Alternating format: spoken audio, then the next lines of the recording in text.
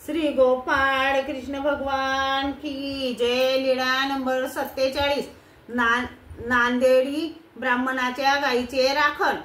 नांदेडला सर्वज्ञांचे बरेच दिवस वास्तव्य होते। सर्वज्ञ भिक्षेसाठी गावात गेले तेव्हा एका ब्राह्मणाने सर्वज्ञांना म्हटले, तुम्ही भिक्षा मागून जेवण करता, त्यापेक्षा एखाद्याकडे गायी राखण्याचे व चारण्याचे काम करायला काय झाले?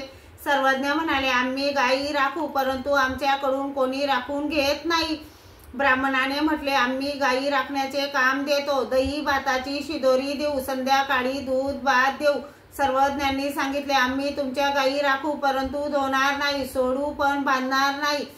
त्याने म्हटले, आम्ही गायींना बांधू, आम्हीच धुवू। सर्वज्ञ त्यांच्या दरवाजाशी झोपले। सकाळी सर्वज्ञांना शिदोरी दिली, नंतर सर्वज्ञांनी गायी सोडल्या, रानात घेऊन गेले। नदीच्या काठी भल्या मोठ्या खडकावर टेकड्यावर बसले, सभोवती गायी बसवल्या।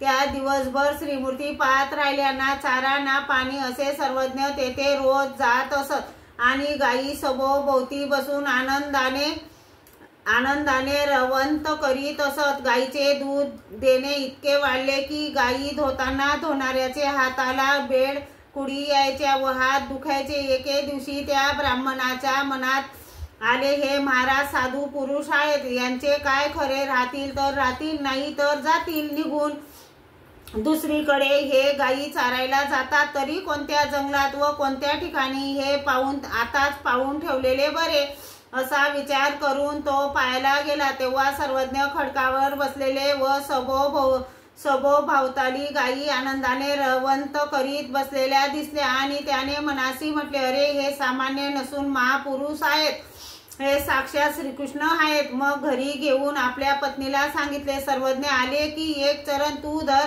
व एक चरण मी धरीन, मग प्रार्थना करू, सर्वज्ञांना विचारू आपण कोण आहात। पण त्या दिवशी सर्वज्ञ रानातून निघाले। संध्याकाळी गायी वाड्यात घातल्या आणि बाहेरच्या बाहेरच निघून गेले। श्री गोपाळ कृष्ण भगवान की जय।